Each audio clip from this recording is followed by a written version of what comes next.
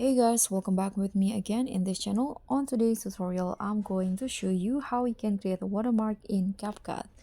So you can start by using this green screen as the background to add tags, and then just write the tags that you want.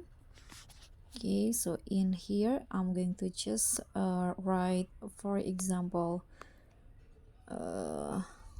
this one as the watermark. You can adjust the style the fonts to your liking.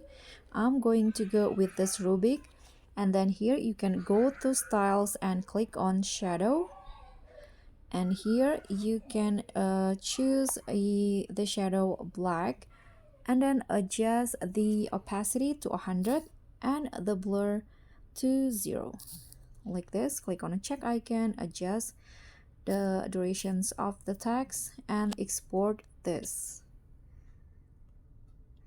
Okay, after you're done exporting, just open the projects that you want to add the watermark here using overlay.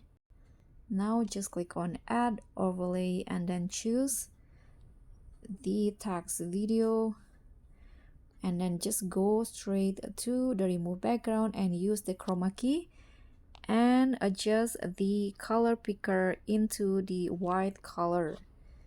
Here you can adjust it to how you like it.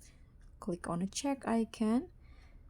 Okay, I'm going to adjust it like this, and now export this.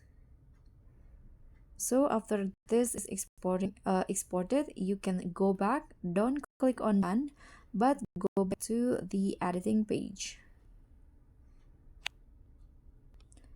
Okay, let's go back and remove this, and then add the the video that you just exported, like this.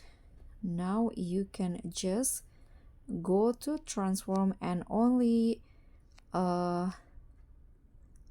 just crop it so that only the green screen is on the video, like this. Click on a check icon,